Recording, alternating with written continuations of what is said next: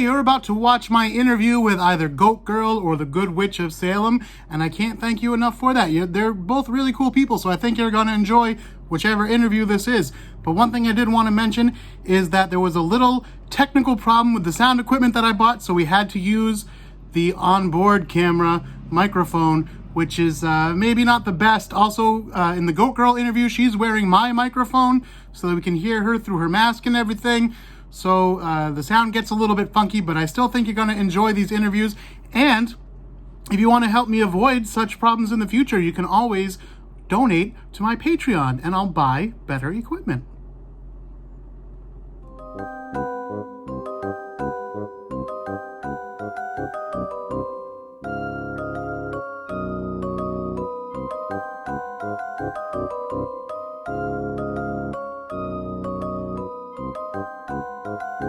It is I, the one and only Witchfinder General. I am here today in Salem Common with Goat Girl. But lucky for her, I'm going to break character to do this interview, otherwise it would be a very short conversation. Alright, I am here with Goat Girl, Salem's, I was going to say one and only, but there actually is another goat-ish girl. There are other goats. Yeah, we will talk about that. But let's talk about you first of all. So if you could just tell us, like, what's going on with you? Who are you in the sense of Salem? What do you do? Where did you come up with this look? What's going on? What's the story with Goat Girl? Okay, so, well, the story behind Goat Girl is this started out as a Halloween costume. 1 year for Halloween, I just kind of had this idea. I was like, maybe I'll make a goat mask. And then it just sort of snowballed. Then it became, maybe I'll be a goat wearing a 1950s kind of housewife dress. And then I went to Salem. It was my first time ever going to Salem for Halloween. And I had so much fun, and people loved the costume so much that I was just like, I got to do this again. And so I did it again, and then I went back, not on Halloween, on other days, and I just sort of started showing up here more and more, and I never stopped coming back. And I'm on Instagram, as usually, that's my main place, and I just mostly do this at people. Like, mostly it's just creepy fingers and a little bit of this. Very good. So you make your own mask, and sometimes your own dresses too. Mm-hmm. Yeah. Always your own dresses, or sometimes? Sometimes. This one, I didn't make this one. Yeah.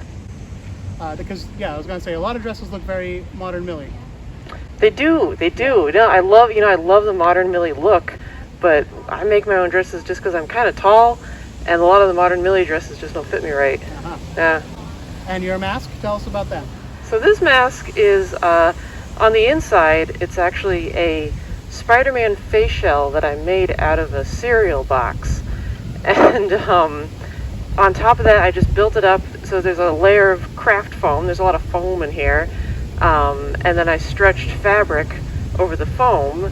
It's just like cheap fabric from Joann's. So the hair is all individual pieces of yarn that are all either sewn or hot glued in place.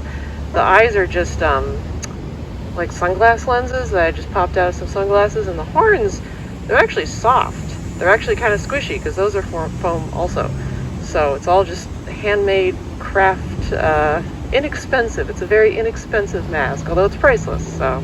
Yeah. Well, it looks great no matter what it costs, and that's the main thing. You're talking about using cereal boxes. Reminded me, my first year as the Witchfinder, I didn't have this fancy hat that I bought offline. I made my own hat, and I'm not a hat maker, so it was made out of a pizza box and a pumpkin pail from the dollar store, covered in felt. So we all got to start somewhere. I love that though. That's awesome. Yeah, you gotta get crafty with these things, people. If you have an idea, don't be afraid. Just do it, man. Go for it. And you can live your dreams and be like us. And who doesn't want that? Who doesn't want to be a weirdo? It's August, and we get to hang out like this. Come on. Yes. All right, now, you mentioned that you've been in Salem on Halloween before. So tell us about that. What's that like? I guess it's kind of like do you like going to like concerts? Yeah.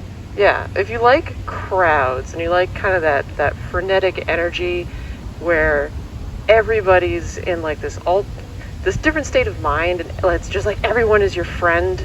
Like, it's like that. It's like I often compare it to going to like Comic-Con or something like that. It's like a convention but it's everybody and it's outdoors. It's definitely, like, in the morning, it's more chill. You know, it's more like there's lots of people still, but it's a little bit more chill. But then as the day goes on, it just gets crazier and crazier and crazier. I grew up down the street. Like, I grew up in this area, and when I was a kid, my mom was always like, do not go to Salem on Halloween. You'll get arrested. You'll get run over by a horse. Like, something horrible will happen. But the times that I've been, it's been fine, you know? Yeah. Use your best judgment. It's like that pretty much from October 1st on. Like, it gets more crowded as we go. Yes. But that's what I tell people. Like, if you come to visit Salem any other time of year, you'll have a pretty similar experience as far as what museums are open or what stores are open. Most things are open almost year round. Some things shut down like in the dead of winter, but they pick back up around March or April. But so really the only thing you're missing is the crowd. But that's kind of a big thing to miss if you're into that kind of thing, because it is that festival-like atmosphere. And it is that thing where people are in costume today. Anyway, not just us. Like, we're in costume for a reason. We promise. There's other people, we swear. But there are other people walking around. You know, I just went to CVS and saw people dressed as the girls from Sabrina's Chilling Adventures of Sabrina. The witch sisters, the weird sisters. So it happens. So, you know, but yeah, definitely there's like that festival feeling here in October. Of course, all the street performers are out, which we're not out at other times. But it's a great atmosphere. You walk up and down the street, you see people dressed like this, and yeah, you have sometimes a partner in crime. Yeah, there is.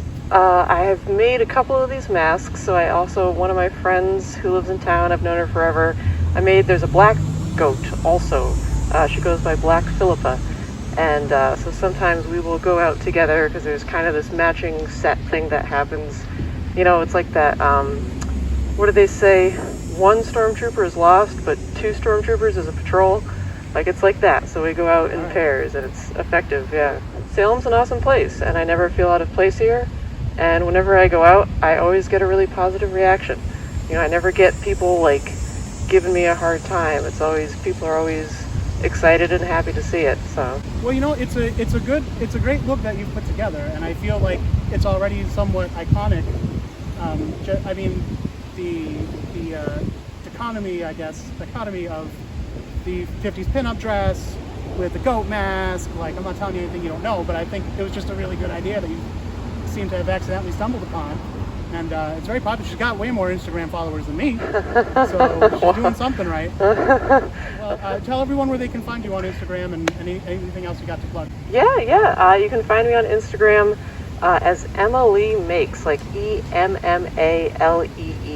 Emily Makes.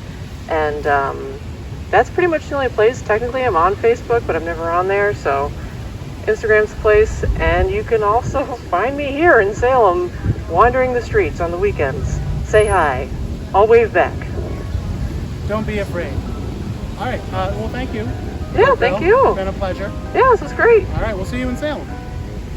Bye. All right.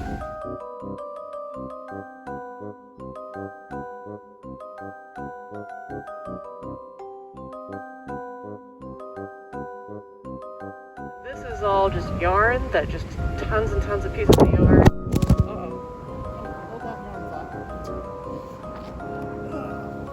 Check to see if it's picking it up. Yeah.